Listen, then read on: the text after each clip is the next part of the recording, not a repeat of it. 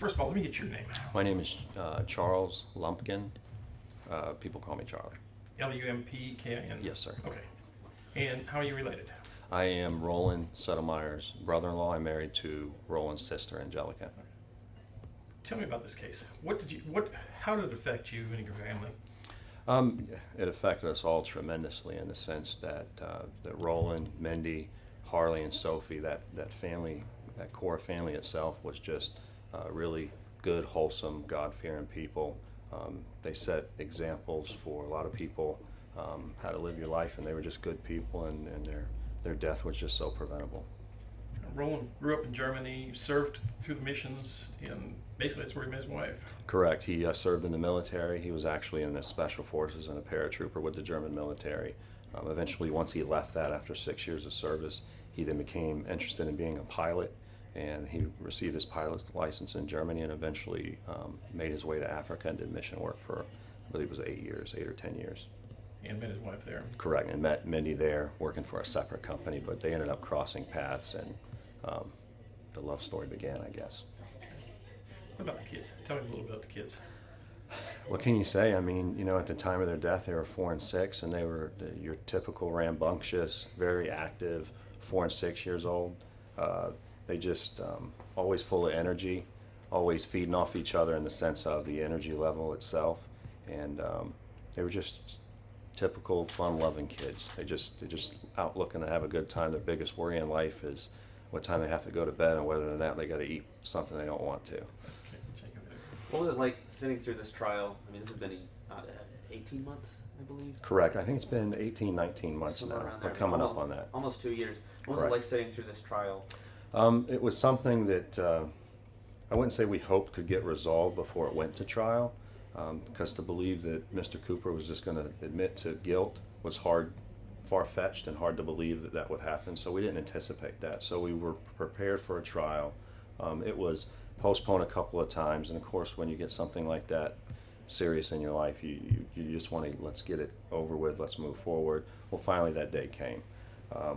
So it's a double-edged sword, and what I mean by that is you have to sit through this, you have to be back in the town where they passed away, and you visit the memorial, and it all just brings everything right back. And it's even more than that, because now we sit and we listen to all those details that you always had questions about, but you're about to find out the specifics of those details, and that's a bitter pill to swallow. Right.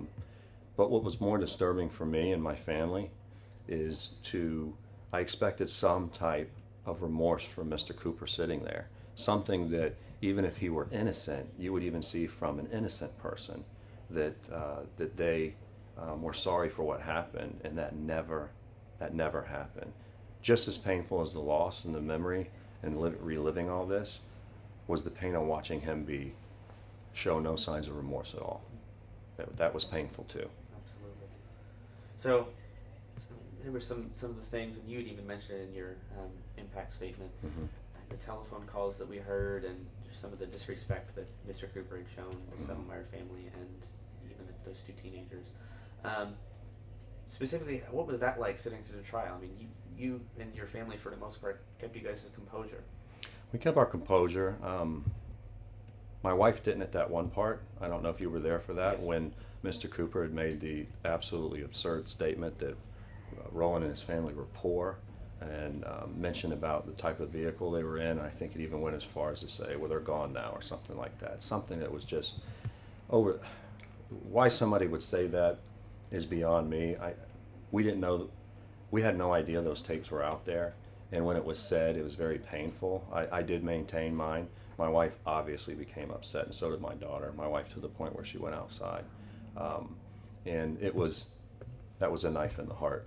I just couldn't believe it compounded the lack of remorse that we saw physically with Mr. Cooper during this trial, and to hear that on tape was something that I never expected, and it was even more painful than watching him show no remorse at all. So moving forward from here, I mean, this is, for lack of a better terms, the best possible outcome from this entire tragedy is, the maximum sentence for Mr. Cooper. Where does your family go from here? You mentioned it. You're right, and it's a victory, but it's hollow. It's a hollow victory. If we won and they came back, that would be an ultimate victory. But this isn't an ultimate victory. This is a decision that Mr. Cooper is being held responsible for his actions that day. But it doesn't bring them back, and I wish it did, but it doesn't. So it's a hollow victory. Absolutely. Is there anything else that you want to add? No. I hate to take any much more of your time. Yeah. It's okay. Full name and spell it. Tyler Dunman, Tyler, last name Dunman, Dunman. This case, I mean, it's probably one of your toughest. Tell me about it. Absolutely. This has been the most difficult case for me that I've handled in my career for a number of reasons. But, you know, the family that was killed, the Settlemeyer family that was killed, is unlike any family I've had in a case like this. Just amazing people who literally lived to change the world, and that's how they lived their life, and had been in Africa as missionaries, and Mindy, the wife, had been kidnapped by folks in Africa, and survived all of that to come here to Montgomery County to start their family, only to lose their life after church on a Sunday to just absolute irresponsible behavior from Ronald Cooper, just dangerous, deadly behavior on his behalf, and so it's a tragedy beyond tragedies. And so it's affected me and Andrew James, the prosecutor, and our entire staff, and of course this community, this family that's left here with this void in their life. It's incomprehensible. Are you satisfied with the sentencing this morning? Absolutely. This judge, Judge Hamilton, did a phenomenal job throughout the trial. She allowed both sides to put on a fair case. She was attentive in punishment, very detail-oriented, considered all that, and ultimately gave him the maximum sentence that he could receive by law, which is 80 years in prison for these offenses. And I think she was equally impacted by the lives of this family, and then just the callous disregard that Mr. Cooper showed throughout this process. I've never seen anything like it. There was ideas that he had some medical conditions and things, and of course we disproved all of that. That he just simply acts like he doesn't care, and that's unfortunate. And I hope that he very soon realizes the gravity of the situation and tries to make some good with his life. Not to downplay any other victims of crime in any other case that you've handled or the DA's office has handled, but you had mentioned in your closing statements in the punishment phase and the trial phase that this affected you personally. Why? Yeah, I think for a number of reasons. One, the two young men in the Jeep that were ultimately hit the Settlemeyer vehicles because of Ronald Cooper. They're folks that go to my church. That Sunday I'd been at church with them, gotten out of church at the same time, and just gotten home when I got the call about this crash. And I didn't know at the time until I got on scene that I recognized the Jeep and knew that it was a couple of kids in our youth group. And that's a feeling that I fear a lot when I go out on these scenes. Is, am I going to know them? And of course they were okay, which was a relief. And then soon after that, I learned this family's been killed. And in 2015, I had a 4-year-old little girl at home, and my daughters are the same age as these kids. And you can't help but think that this could be your family. It could have been. It could have been anyone's family. You're talking about a Sunday afternoon after church. I mean, it could be anyone, and that's why this crime is so dangerous. In Montgomery County, we have a very low murder rate.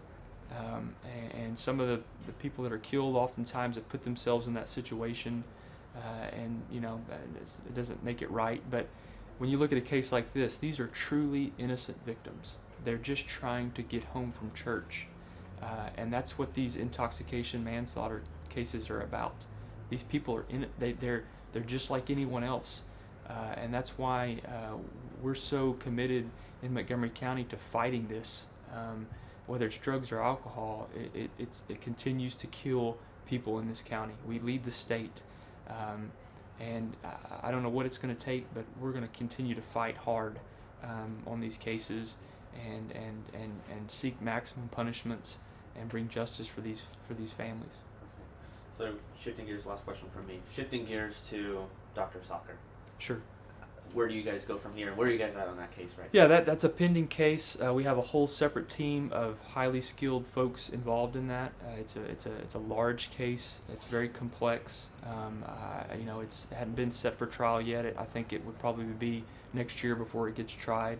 But it's working. The investigation is continuing. The work is being completed, and we look forward to presenting that case as well. Okay. And that, remind me, that's a state case?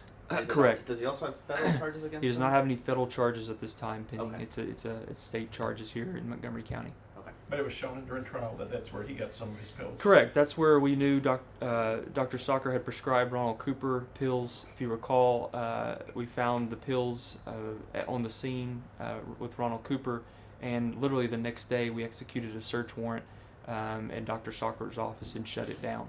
And the DEA had already been working an investigation into him, and so we were able to put everything together and get in and shut it down before more lives were lost. I mean, ultimately it comes down to personal responsibility of Ronald Cooper, but we don't lose sight of the bigger picture and how we're not going to allow doctors to do this sort of thing in Montgomery County and just willy-nilly prescribe pills and let them just drive around in our county. That's it for me. All right, appreciate it. Scott, anything else? No, I'm good to go. I'm Thanks. good. Yeah, okay. Yes, for a moment. Okay. I I should Swallow see it.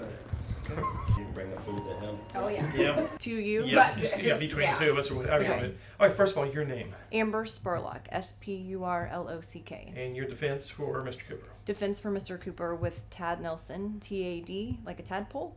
Nelson, NELSON. I'm gonna start. Let me just start this though, because I didn't Okay, cut off. okay. So Your say name? your name again, Amber Spurlock, and you're the defense attorney for Mr. defense Cooper. attorney for Mr. Cooper with Tad Nelson, TAD, like a tadpole.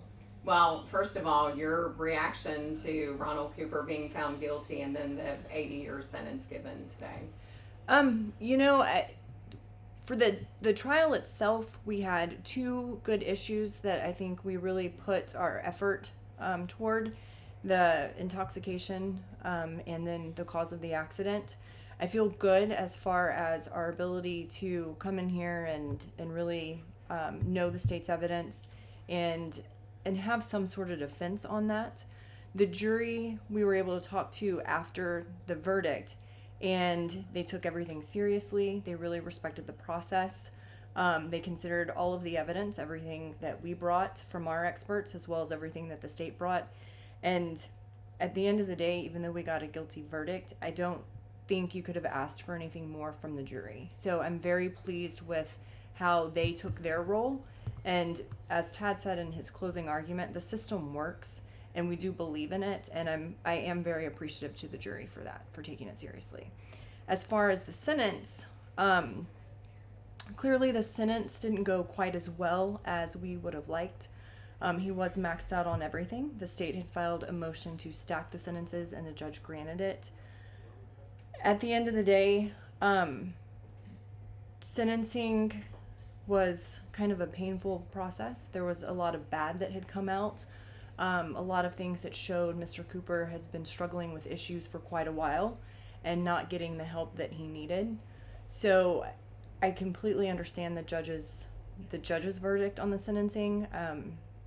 She did max him out, but I can see where she was pulling from what she heard in the sentencing portion of this trial to come up with her sentence. So it's a lot, but I do respect what she had to base it on. Do you think your client is sorry for what happened?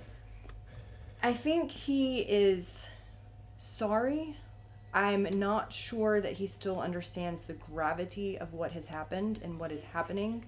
I think it's probably going to take a little while to have it all sink in, as far as he's been sentenced to 80 years, and that basically means that he will spend the rest of his life behind bars. Being on bond, because he was on bond a little bit during the pendency of coming to trial, I think maybe that has allowed him to still believe that there's this chance that he can kind of be in and come back out. So it's going to take a little while for everything to actually sink in. How hard was this case on you? I mean, emotionally. I mean, there's a lot of stuff here. Emotionally, this was the hardest case I've worked on. I think anytime you have the death of someone, even just with one person, it's hard because you have to balance the ability to defend somebody for an action that led to the death while still being very respectful and dealing with your own emotions about someone no longer being with us. You can't fill that void.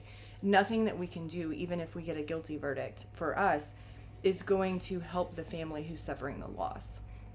And at the same time, trying to defend someone and then hearing that word guilty, you know that the family of the person that you're trying to defend is also about to suffer a great loss. So it's very difficult to balance those two things, but we have to remain neutral in a sense while also being very strong advocates for our client.